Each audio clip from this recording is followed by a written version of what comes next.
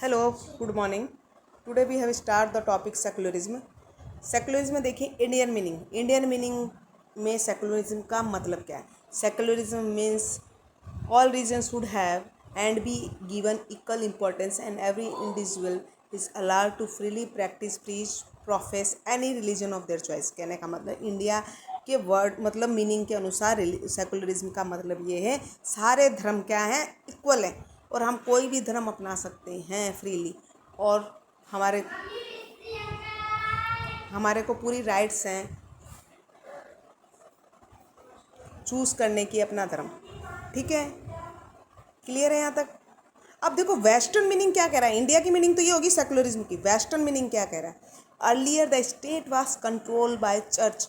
पहले हमारे जो स्टेट थे वो कौन कंट्रोल करता था, church. The word secular is used when the state is separate from the church. देखो word secular is used when the state is separate from the church. जब सेपरेट हो जाएगा चर्च से, कहने का मतलब चर्च से अगर सेपरेट हो जाएगा तभी सेकुलरिज्म का मतलब यूज़ किया जाए करेगा state. Church is not allowed to interfere in matter of the state. कहने का मतलब वेस्टर्न मीनिंग क्या कह रहा है अपने सेकुलरिज्म का कि चर्च अलग है और स्टेट का जो धर्म है वो अलग है. समझ गए. तभी तो पोप जो था वो पोप क्या करते थे, पोप क्रिश्चियन धर्म का जो धर्म गुरु थे उनकी मेजोरिटी ज़्यादा थी और वो क्या कहते थे, मेरा धर्म ही अपनाओ. ठीक है, फिर उस पोप का जो चीज़ें थी उनको ख़त्म करी ना धीरे धीरे. ठीक है, ये चीज़ें गलत है ना. क्यों क्यों अपनाएंगे हम वो तुम्हारा धर्म. हम तो सब इक्वल है ना. हमारा सबका धर्म क्या है, एक होना चाहिए ना. ठीक है, डिस्क्रिमिनेशन होता है ऐसे. अगर एक ही धर्म है, जैसे पोप है उस क्रिश्चियन धर्म को अपनाने के लिए कह रहा है. ठीक है, अब वो वोटिंग भी होएंगी और तो उसका ही शासन चलेगा पूरे देश. ठीक है, तो हमारा शोषण हो सकता है ना. इसलिए तो इन चीज़ों को ख़त्म किया गया. धार्मिक गुरु बोलते थे ना, धार्मिक गुरु, वो चीज़ वही है. ठीक है, दो secularisation evolved religion is restricted to private domain and not public. Secularisation come into being through modernity when you considered various viewpoints related to rationality where you would not attribute everything to religions allow service to play a role. broadening of mindset. कहने का मतलब हमारे mindset को हमको क्या करना है, वो ब्रॉड करना है और सब धर्म को इक्वली ट्रीट करना है. सेकुलरिज्म यही कह रहा है.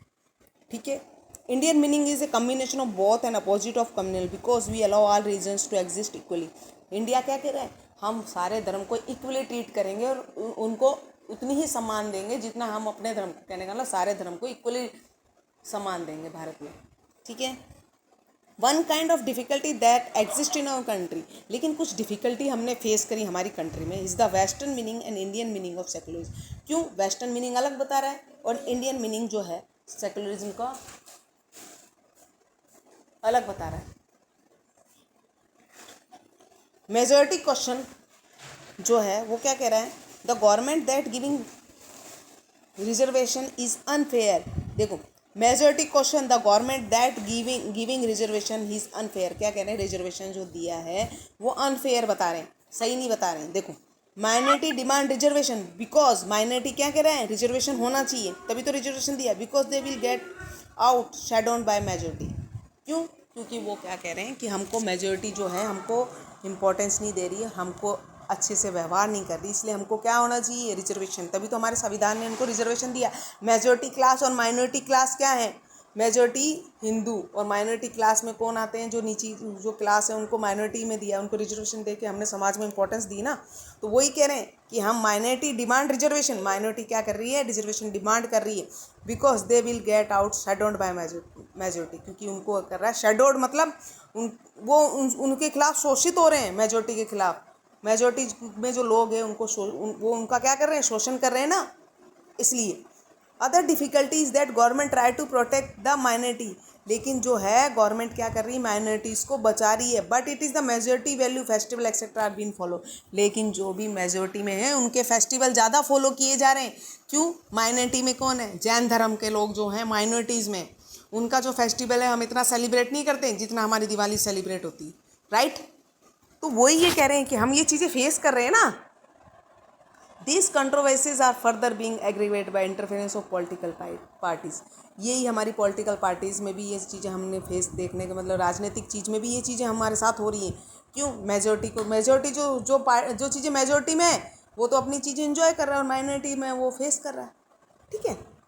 In spite of all this problem we are still a secular, लेकिन ये सारी प्रॉब्लम होने के बाद भी हम क्या है, सेकुलर नेशन है।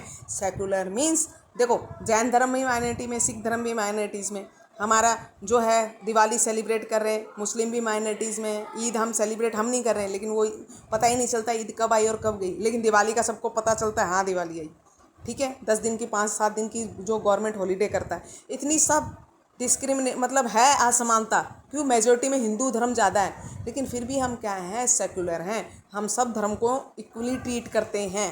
हम कहीं मस्जिद में हम जाते हैं, वो हम गुरुद्वारे में जाते हैं, ठीक है, हम उनके साथ इल ट्रीट नहीं कर सकते। कहने का मतलब सेकुलरिज्म इसको बोलते हैं कि सब धर्म क्या है, इक्वल है। इंडिया की जो डेफिनेशन है वो वेस्टर्न मीनिंग तो हमने देखा कि वो क्या कह रहे हैं, इंडिया स्टेट तब सेपरेट है और चर्च अलग चीज़ है, उनका धर्म अलग है स्टेट का और चर्च का अलग, वो इस तरीके से वेस्टर्न मीनिंग उन्होंने बताया, लेकिन इंडिया का मीनिंग यही है कि सब धर्म क्या है, इक्वल है, ठीक है।